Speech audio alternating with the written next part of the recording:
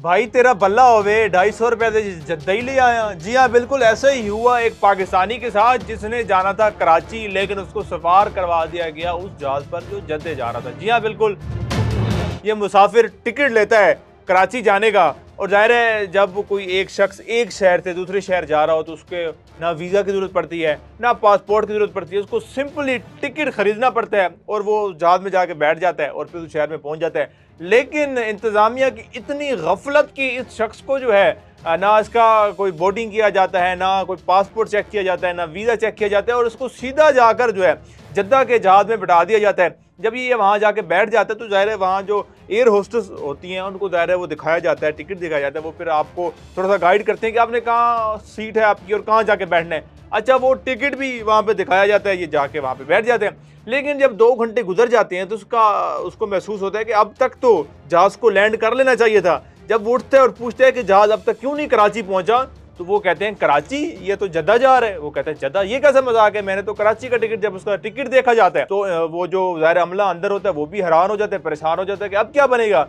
अच्छा जी, जब जैसे ही ये जहाज़ उतरता है जद्दा जाके तो उस शख्स को फ़ौरन सबसे पहले तो गिरफ्तार किया जाता है। गिरफ्तार करने के बाद उसकी इन्वेस्टिगेशन होती है कि भाई तुम्हारे पास तो पासपोर्ट भी नहीं है, ना वीज़ा है, तुम यहाँ कैसे आ गए।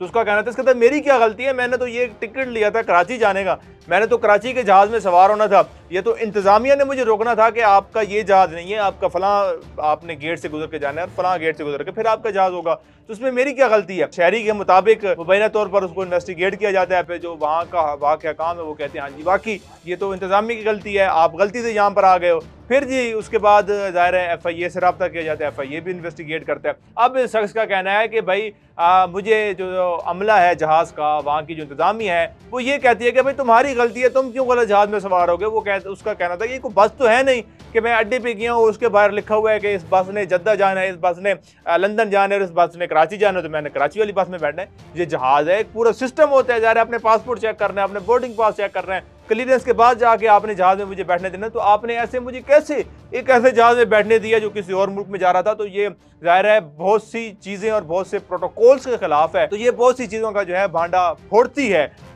एक शख्स के साथ होने वाली गफलत, कि कैसे एक शख्स जिसके पास ना पासपोर्ट है ना वीज़ा है, लेकिन उसको जद्दा के जहाज़ में सवार करके जो है वहाँ पर भेज दिया जाता है। मेरे ख्याल में जो लोग इस तमाम सूरत हाल में मुलविस हैं उनके खिलाफ मेरे ख्याल में एक्शन होना चाहिए, उनको नौकरी से भी फारिग होना चाहिए कि इतना आसान है कि कोई भी जाके जहाज़ में बैठ जाएगा।